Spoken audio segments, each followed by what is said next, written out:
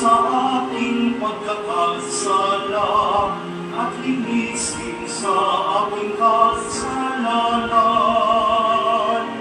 Kaawaan mo ako, O Diyos, ayon sa iyong kabutihan, ayon sa laki ng iyong habag, pawiin ang aking kasama. Sa ngalan ng Ama at ng Anak at ng Espiritu Santo. Amen. Ang pagpapala ng ating Panginoong Jesucristo, ang pag-ibig ng Diyos Ama, at ang pakikipagkaisa ng Espiritu Santo, naway sumainyong lahat. At sumayo. Mga kapatid, aminin natin ang ating mga kasalanan upang tayo maging marapat gumanap sa banal na pagdiriwang. Inaamin ko sa makapangyarihang Diyos at sa inyo mga kapatid, na lupa akong nagkasala sa isip, sa salita, sa gawa, at sa aking pagkukulang. Kaya sinasamo ko sa mahal na Birheng Maria, sa lahat ng mga anghel at mga banal, at sa inyo mga kapatid, na ako'y panalangin sa Panginoong ating Diyos. Gawaan tayo ng makapangyarihang Diyos, patawarin tayo sa ating mga kasalanan, at patnubayan tayo sa buhay na walang hanggan. Amen. Panginoon, kawan mo kami. Panginoon, kawan mo kami. Kristo, kawan mo kami. Kristo, kawan mo kami. Panginoon, kawan mo kami. Panginoon, kawan mo kami. Manalangin tayo. Ama naming makapangyarihan, bagamat lagi mong ginaganap ang pagliligtas sa lahat, subalit kaya hindi ko itong pinupusang aming ikagalang. Tungkayan mo kami yung mga hinirang, upang yung pagtulong at pagdingat na maasahan ay siyang magpatatag sa mga kanin ng iyong sambayanan at sa mga magiging kanin sa pagsapit ng pagkabuhay. Sa pamamagitan ni Jesucristo kasama ng Espiritu Santo, magpasawalang hanggan. Amen.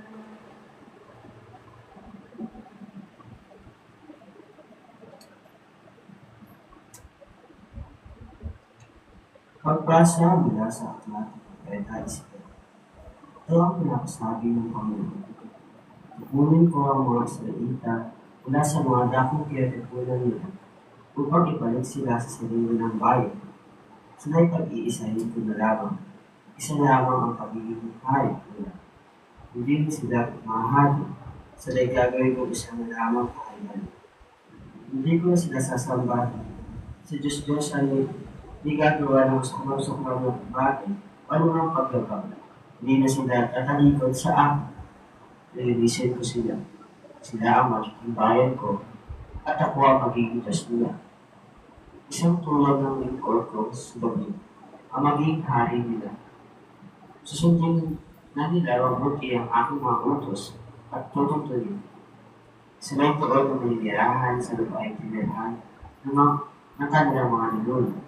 Sa pahinimay ko kaya ko sila at ang kanilang mga anak at magiging anak ng mga anak ay tuon na natili habang panahon. Isang hari tulad ni David, aking lingkod. Ang magiging manununod, magpakilan mo. Gagawa ako ng isang tipan sa kanila. Ito ay tipan na kapayapa at mamalagi magpakilan mo. Pagpapalain ko sila at pararamihin. Itatayo ko ang kalagitnaan nila ang aking templo. Ako'y mananatili kasama nila. Magpakilan mo. Ako ang magiging Diyos nila. Sila ay magiging bayan ko. At kung mananatili sa kalagitnaan nila ang aking templo, malalaman ng lahat ng bansa na akong Panginoon ang humirang sa Israel upang maging sa akin. Ang salita ng Diyos. Salamat sa Diyos. Mga patnubay sa Diyos, ay pastor na kumukot ko. Mga bansa, pakinggan niyo ang aking po. Ay pinahayag ninyo ng malalayong babae. Pinapangalan ko ang anak ni Israel, ngunit sila'y muli kung titupunin at aalagaan. Gaya ng pagbabantay, isang pastor sa kanyang mga tupa. Mga patugay na Diyos ay pastor ng umubo. Sapagkat tinubos ng Panginoon si Jacob at pinapalaya sa kapangyarihan ng tao, ano bang makapangyarihan at malakas? Akyat sila ang sisigawan sa tuwa patungo sa bundok na siyo. Tigib ng kaligayahan dahil sa pagpapala ng po. Kung mapatuspay na Diyos ay pastor ng umubo. Kung magkaroon, sasayaw sa katuwaan ng mga dalaga, makikigalak, pare, mga bata't matranda, ang kanilang dalapati ay magkikituwa. Papalitan ko ang kagalakan ng aking pagkukutan. Kung mapatuspay na Diyos ay pastor ng umubo.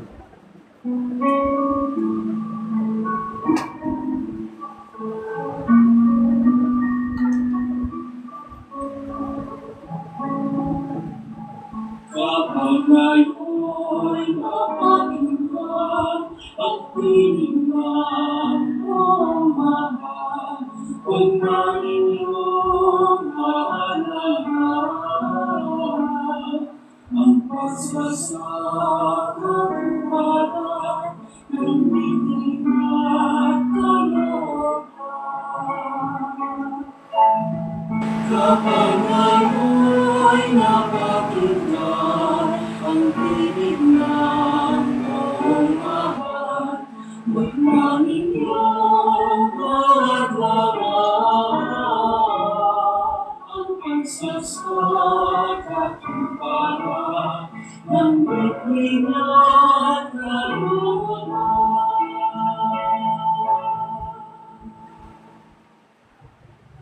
Sumainyo ang Panginoon. Ang mabuting balita ng Panginoon ayon kay San Juan. Noong panahon iyon, marami sa mga Hudyong dumalaw kay Maria ang nakakita sa ginawa ni Jesus at nanalig sa kanya. Ngunit ang ilan sa kanila ay pumunta sa mga Pariseo at ibinalita ang ginawa ni Jesus. Kaya tinipon ng mga punong saserdote at ng mga Pariseo ang mga kagawad ng Sanhedrin. Ano ang gagawin natin? Ika nila. Gumagawa ng maraming kababalaghan ang taong ito. Kung siya'y pababayaan natin, mananampalataya sa kanya ang lahat. Paririto ang mga Romano at mawasakin ang templo at ang ating bansa. Ngunit isa sa kanila, si Caiphas, ang pinakapunong saserdote noon, ay nagsabi ng ganito, ano ba kayo? Hindi ba ninyo naiisip na mas mabuti para sa atin na isang tao lamang ang mamatay alang-alang sa bayan sa halip na mapahamak ang buong bansa? Sinabi niya ito, hindi sa ganang kanyang sarili lamang. Bilang pinakapunong saserdote ng panahon iyon, hinulaan niyang mamamatay si Jesus dahil sa bansa. At hindi dahil sa bansang iyon lamang, kundi upang tipunin ang natawatak-watak ng mga anak ng Diyos. Mula noon, pinalangkas na nila kung paano ipapatay si Jesus. At hindi na siya hayagang naglakad sa Judea. Sa halip siya nagpunta sa Ephraim, isang bayang malapit sa ilang, at doon siya nanirahang kasama ng kanyang mga alagad. Nalalapit na ang pista ng Paskwa. Maraming taga-lalawigan pumunta sa Jerusalem bago mag-Paskwa upang isagawa ang paglilinis ayon sa kautusan. Hindi nila nakita si Jesus sa templo kaya nagtanungan sila, ano sa akala ninyo? Paririto kaya sa pista o hindi? Ipinagbutos ng mga punong saserdote at ng mga Pariseo na ituro ng sino mga nakakaalam kung nasaan si Jesus upang siya'y nipagakit nila. Ang mabuting balita ng Panginoon. Ipupuri ka namin, Panginoon Jesus. Hindi nila nakita si Jesus sa templo, kaya nagtanungan sila, ano sa akala ninyo? Malilito kaya sa sakista o hindi? Mga kapatid, tayo ngayon ay nasa Sabado na ng ika-5 linggo na Kwaresma. And of course, ngayong araw din na ito ay ating i-consecrate ang ating mga kapatid sa YFI, sa Youth Franciscans of the Immaculate dito sa Agro Sacred Heart. At kung ang mga Hudyo o yung mga Pariseyo hinahanap ang Panginoon, tayo naman natagpuan natin ang Panginoon. At saan natin siya natagpuan? Walang iba kundi kay Maria. Sa ating mahal na Birheng Maria. Kaya alam nyo, bilang continuation ng ating formation kanina, masasabi natin na si Jesus ay makikita natin sigurado kasama parati ni Maria, ang ating mahal na Birheng Maria. Sabi nga, ang tunay na Panginoong Jesus ay laging kasama si Maria.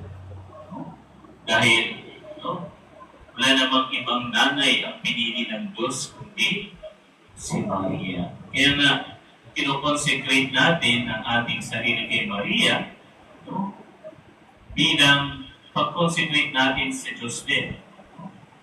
Alalahanin natin na si Maria ang daan. Sabi nga natin kanina, di ba? Ad Jesum per Maria. So, lahat ng ginagawa natin ay para kay Lord. Kaya lang, sabi nga ni St. Teresa of the Child Jesus, hindi ako nagkakamali, sabi niya, pwede ka daw magbigay sa hari direkta o pwede ka naman magbigay sa hari sa pamamagitan ng reyna. Pero sabi niya, kung ikaw ay magbibigay sa hari direkta, sabi ng hari, sino ka ba? Kilala ba kita? Okay, kilala kita. No? Kaya ano ngayon sa akin yung ibibigay mo? No? So, parang pwede pang baliwalain ng hari kung ikaw lang ang magbibigay direkta. Pero kung ikaw ay magbibigay at ibinigay mo doon sa nanay, sa reyna, siguradong hindi hindi babaliwalain yung iyong handog. Kasi bakit? Galing sa nanay, galing sa reyna. At hindi lang yun. Yung reyna, yung nanay, anong gagawin niya doon sa handog mo? Pagagandahin niya. Sabihin natin sa Pinas lang yun, kung lalagyan niya ng konting yung mga panibot ng mga prutas, nuts. Sabi ko, special tong sardinas na binigay ni Initan. Food, Ngayon, tatanggapin ng hari. Kasi galing sa nanay, galing sa reyna. Ganun din. Yung ating consecration, para sa Diyos yun. Kaya lang, ibinibigay natin sa pamamagitan ni Maria nating sarili. Kasi alam natin na kapag tayo binigay natin ang sarili natin sa Kanya, mas magiging mabuti tayong anak ng Diyos. At sabi nga, di ba? Maraming mga santo ang Maria. And ano yung sabi ni St. Paul VI? Napakaganda na. You cannot be Catholic if you are not Marian. Hindi ka pwedeng maging Katoliko kung hindi ka devoted kay Mama Mary. Kaya nga, in-explain natin kanina sa act of consecration ni St. Maximilian na talagang ang demonyo, number one, nakaaway niya, lalo na sa mga Katoliko, yung consecrated kay Mama Mary. Kasi bakit? Yung mga consecrated kay Mama Mary, sila ay hindi niya mahawakan. Unless lang na, of course. Unless na ikaw mismo, ako mismo, ang tumiwala kay Mama Mary. Sabihin natin, ayaw ko na sa iyo, Dito na ako sa iglesia ni Batman. Saksi ni Robin. Dito na lang ako. No? Sa mga, sabi na ating mga kapatid na CNP, sa mga sulkot ng mga simbahan sa tabi-tabi.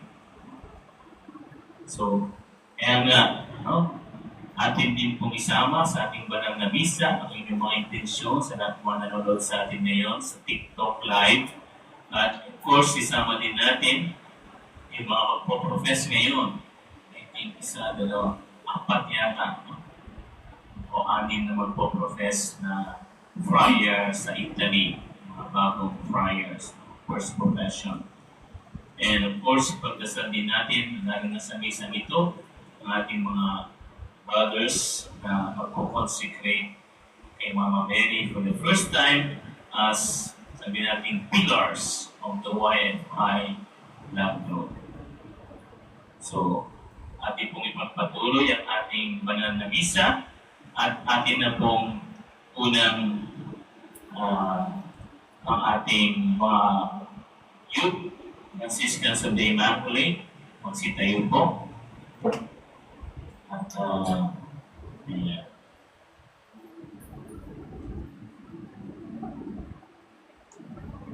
So, i-distribute ito. Mag-share na lang po. Kasi, yung mga mayatay. Dito kayo sa harapan ni Mama Mary.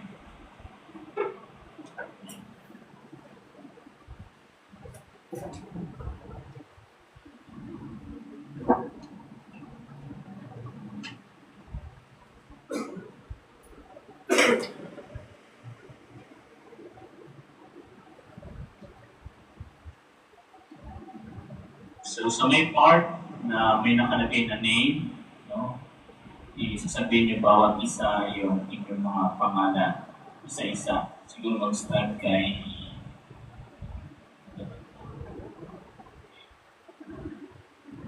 those who ask to be accepted their total consecration to the Immaculate present themselves. These brothers have asked to receive their consecration as youth Franciscans of the Immaculate. Now, recite the solemn act of consecration to the Immaculate. O Immaculate, refuge of sinners and our most loving Mother, whom God has given to Christ and thy order of mercy, I recently speechless. I trust in the Father and you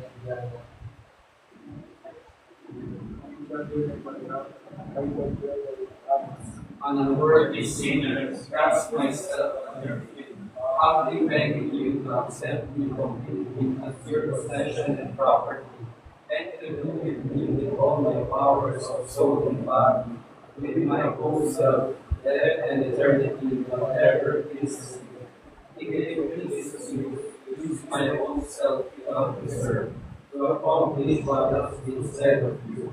She will crush your head, and also you alone have destroyed all heresies in the whole world, so that I may become a useful instrument in your immaculate and merciful acts, for promoting and increasing your glory in the maximum, so it may strengthen your souls, and thus extend as much as possible the blessed reign of the Sacred Heart of Jesus. Wherever you enter, you retain the grace of conversion and sanctification.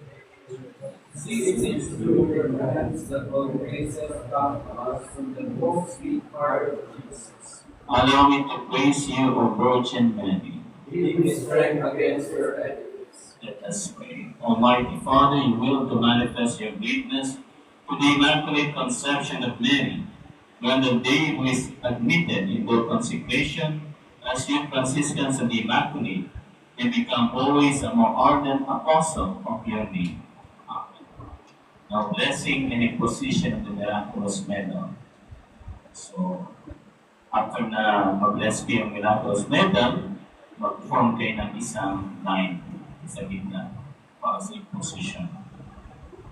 This medal is a sign of your total consecration to the Immaculate, and as a sign of her maternal protection in this life. The Lord be with you. And with your spirit. Let us pray.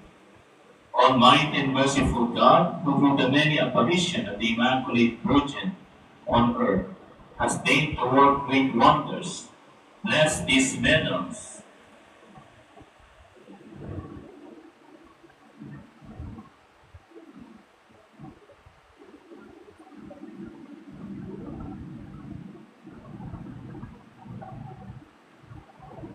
So that all who wear them in love and veneration might enjoy your protection and gain your mercy through Christ our Lord. Amen. Receive this holy medal, wear it with faith, and venerate it with love, so that the faithful and immaculate Mother of God will protect and defend you from all harm in soul and body. Amen.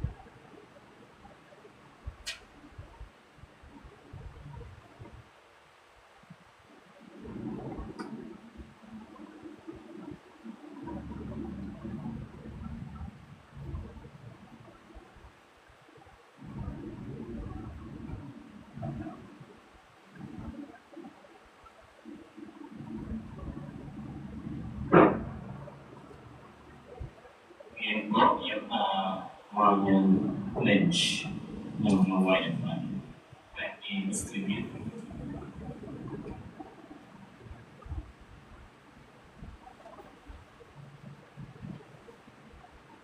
So ulit, isa-isa. Mag-start tayo sa Vincent ulit.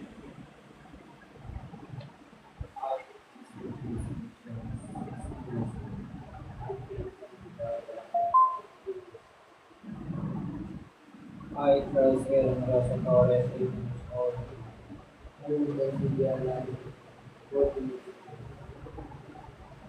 I'm Gabriel Navarez, 30 years old. I jumped in here Paliganga, 20 years old. I said,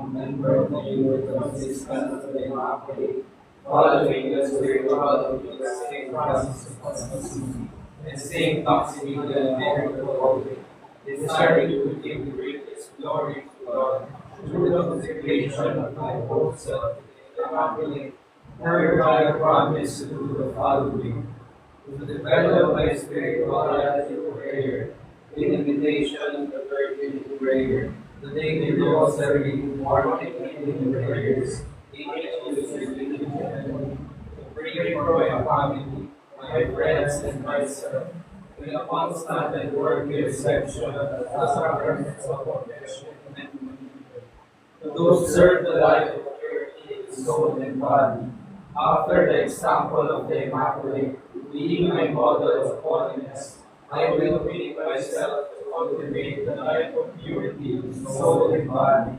thus avoiding all things, places and para makamunan with religious expressions virtues. In ordinary familiarities, moral virtues, of sins and immoral thoughts, and the division of the needs, and to practice modesty to address all times and everywhere, to cultivate and deepen my faith with prayers and studies. I will cultivate and deepen my faith through personal study, regular participation in several meetings, spiritual conferences and debates, to avoid prohibited substances, cigarettes, and hard liquors. Being an absolute property of the Immaculate, I also strive to avoid anything that will harm and contribute my health and body, such as having foreign substances, cigarette, hard liquors, and narcotics. To promote the devotion of the Immaculate as an instrument in their Immaculate and most merciful hands, I will strive to introduce the Immaculate into the hearts of our family, according to my possibilities, so that she might be the joy of her Son, in each of them and illuminate the love of God. To develop and share my talents for the world of God, and to avoid wasting time on social network, in accordance with the teachings of Saint Maximilian Mary Colby. I will develop and share the talents given me by God for His greatest glory and for the salvation of my neighbors, and to avoid wasting time in vain and useless things, such as too much social networking via the internet and computer games. To abstain from meat on Friday and to refrain from using liberty music. As an act of love and sacrifice, as for by the Immaculate, especially at Fatima, I will abstain from it every Friday, refrain from listening to any music that might have any diabolical and character-bending influences, promoting rebellious attitudes, and from any activities either sanctioned or not by the school that might endanger my faith and the salvation of my soul. To prioritize personal studies, to seek through prayer the will of God regarding my relationship life, and to prepare well for my future, whether in the priesthood, in religious congregation, or in any shape or blessed singleness. Thus, I will focus first on my studies. I have for my relationship with the opposite sex, especially in the proper way of informing my parents, and according to the Bible's spiritual direction. In keeping with the global and independent expression of the Immaculate, the spirit of our starting Father Saint Francis and of the Saint Mary Colby, with the intercession of our patron saints, Saint Dominic Savio, Saint Maria Goretti, and Saint Pedro Manusol, I will strive to live out what is written in the rule of the Franciscans de Immaculate, that only desire and pledge for the greatest honor and glory of God and of the Immaculate, for my personal sanctification and for the salvation of all souls. Amen. Now we will bless the first edition of the T-shirt of the Youth Franciscans of the Immaculate Sacred Heart. YFI. Hail Mary, full of grace, the Lord is with you. Blessed are you among women, and blessed is the fruit of your womb, Jesus. Holy Mary, Mother of God, pray for us sinners, Now and at the hour of our death. Saint Joseph, pray for us. Saint Francis and Saint Clare, Pray for us. Saint Maximilian Mary Colby, Saint Pio Petrelcina, Pray for us. Saint Dominic Savio, Saint Maria Goretti, and Blessed Carlo Acutis. Pray for us. In the name of the Father, the Son, the Holy Spirit.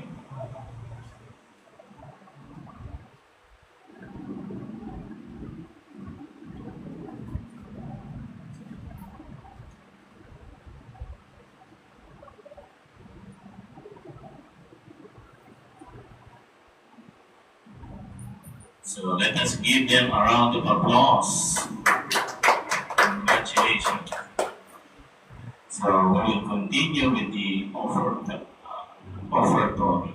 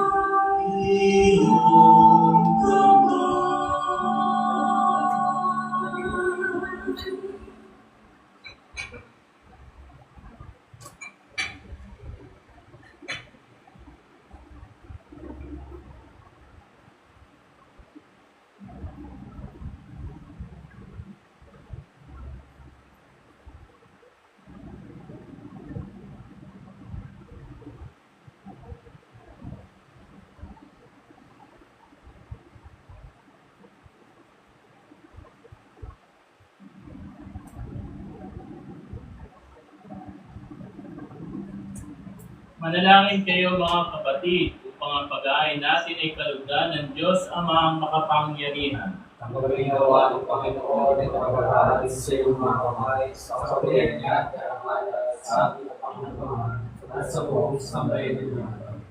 Ama naming lumikha, kami iyong dinudulutan ng walang hanggang buhay sa pagpapayag namin ng pagsampalataya sa iyong ngalan. Sa pagdiriwang ng muling pagsilang noong kami binyagan, tanggapin mo ang aming mga ari at panalangin upang mga umaasa magiging kaalit ng sambayanan ay huwag masiphayo sa kanilang inaasam at ang mga umaasang patatawarin sa kasalanan ay tumanggap ng kanilang nilulunggating makamtan sa pamamagitan ni Jesucristo kasama ng Espiritu Santo magpasawalang hanggan. Amen. Sumayin niyo ang Panginoon. At sumayin, Itaas sa Diyos ang inyong puso at diwa. itaas namin sa Panginoon. Pasalamatan natin ang Panginoong ating Diyos. Marapat na siya ay pasalamatan. Ama naming makapangyarihan, tunay ng marapat na ikaw ay aming pasalamatan. Sa pamamagitan ni Jesucristo na aming Panginoon, binibigyan mo kami ng bagong pagkakataon upang ganapin ang paghahanda ngayon para sa pagdiriwang ng muling pagkabuhay.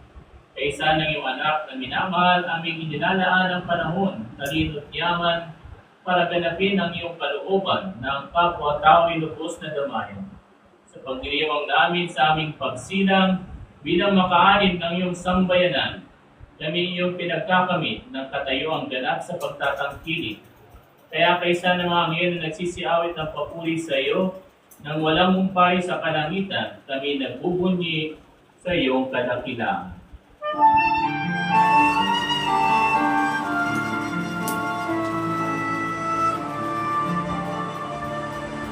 Santo, Santo, Santo, Panginoong Diyos na makapangyarihan, napupuno ang langit at lupa ng kaganapin mo. Hosana sa kaitaasan, pinagpalang naparirito sa ngalan ng Panginoon. Hosana sa kaitaasan.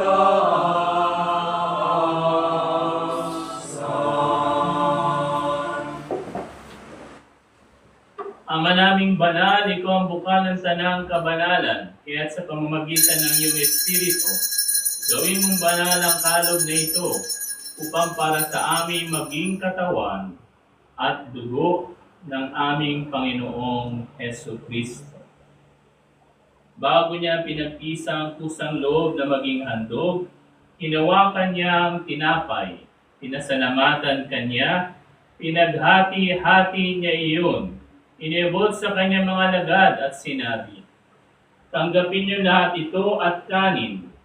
Ito ang aking katawan na ihahandog para sa inyo.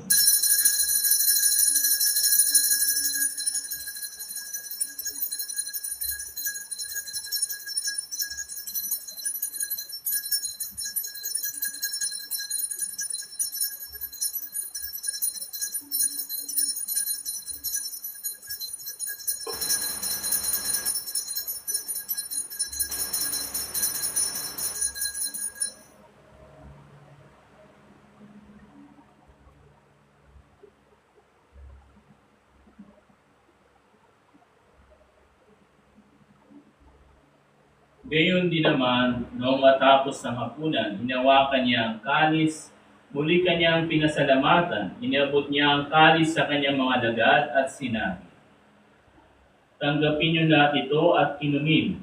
Ito ang kalis ng aking dugo ng bago at walang hanggang tipan. Ang aking dugo na ibubuhos para sa inyo at para sa lahat sa ikapagpapatawad ng mga kasalanan. Gawin ninyo ito sa pag-alala sa akin."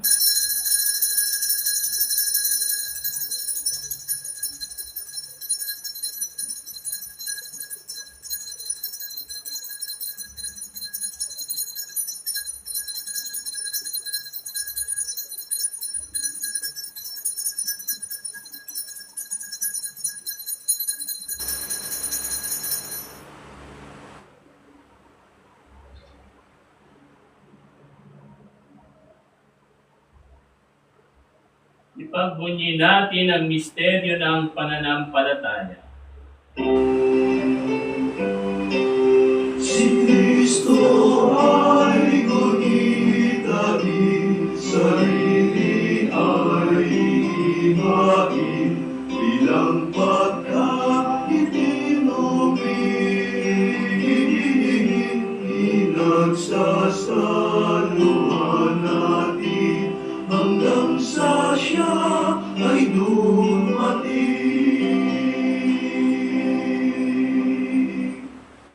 Ama, ginagawa namin ngayon ang pag-alala sa pagkamatay at muling pagkabuhay ng iyong anak, kaya inialay namin sa iyo ang tinapay na nagbibigay buhay at ang kalis na nagkakaloob ng kaligtasan. Kami nagpapasalamat dahil kami iyong minarapat na tumayo sa harap mo para maglingkod sa iyo. Isinasamo namin kaming magsasalo-salo sa katawan at dugo ni Kristo ay mabuklod sa pagkakaisa sa pamamagitan ng Espiritu Santo. Ama, lingapin mo yung simbahang laganap sa buong daigdig. Puspusin mo kami sa pag-ibig kaysa ni Francisco naming Papa at ni Roberto naming Obispo at ng Tanang Kaparian. Alalahanin mo rin ang mga kapatid naming nahimlay na may pag-asang sila'y muling mabubuhay. Ngayon din ang lahat ng mga pumanaw, kawaan mo sila at patuloyin sa iyong kaliwanagan. Kawaan mo at pagindapatin kaming lahat na makasala sa iyong buhay na walang wakas.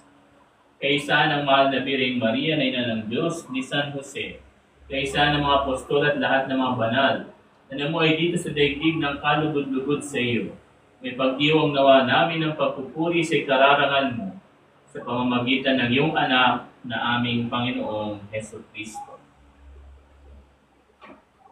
Pamamagitan ni Kristo, kasama niya at sa Kanya, ang lahat ng parangal at papuri sa iyo, Diyos Amang makapangyarihan, kasama ng Espiritu Santo, magpasawalang hanggan.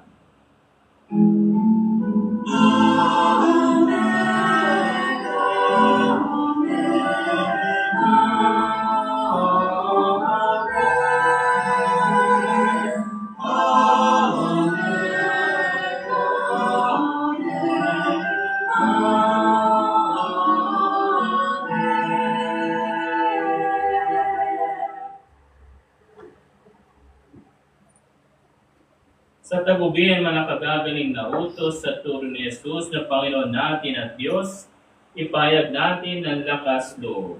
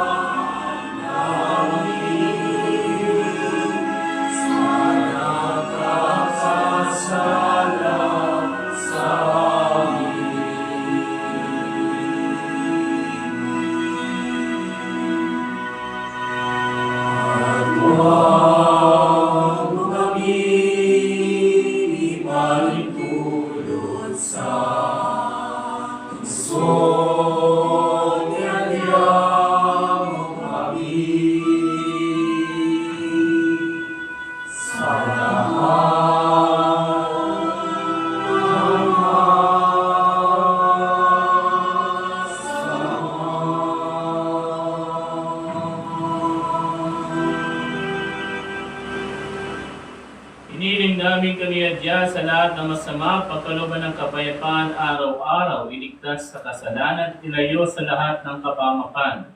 Samantalang aming pinananaligan ang dakilang araw ng pagpapahayag ng tagapagligtas naming si Hesus Kristo. Sa iyong kailan at kapangyarihan at ang kapulian magpakailanman. Amen. Panginoong Hesus Kristo, sinabi mo sa iyong mga apostol, kapayapaan ang iniiwan ko sa inyo, ang aking kapayapaan ang ibinibigay ko sa inyo.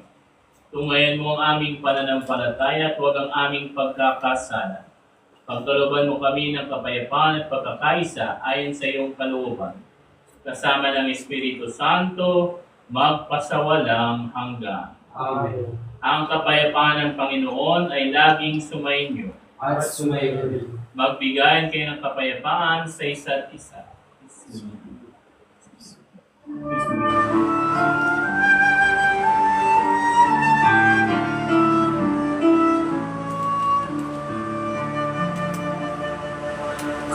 Cordero ng Diyos na nag-alis ng mga kasalanan ng sanlibutan,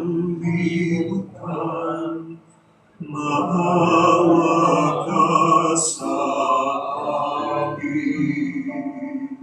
Cordero ng Diyos na nag-alis ng mga kasalanan ng sanlibutan, maawa ka sa amin. Cordero ng Diyos na nag-alis ng mga kasalanan ng sanlibutan, ipagkaloob mo sa amin ang kapayapaan.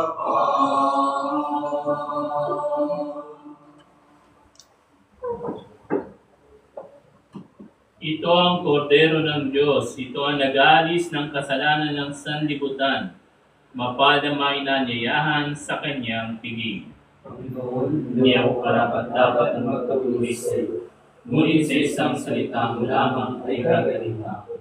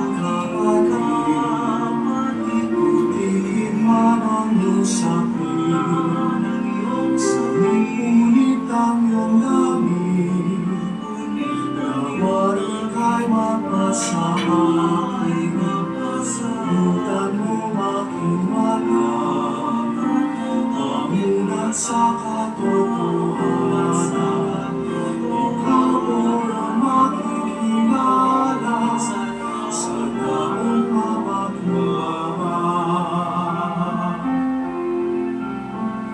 Jesus na aking kapatid, sa bukid ka nagtatanim, sa palengke dinasal, ikaw ay naghahanap buhay. Tulutan mo aking mata, mamulat sa katotohanan, ikaw po makikilala, ikaw po makikilala, ikaw po makikilala sa taong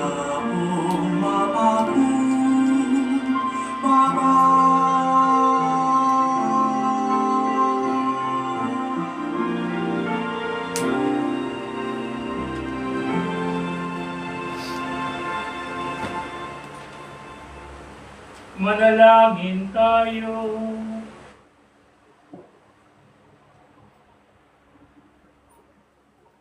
Ama naming mapagmahal, kami yung pinapagsalo sa katawan at dugo ng anak mo, ay maging hindi nawa naiiba sa Kanya, sa pagtataglay ng buhay mong sa amin ay Kanyang pamana, kasama ng Espiritu Santo magpasawalang hanggan.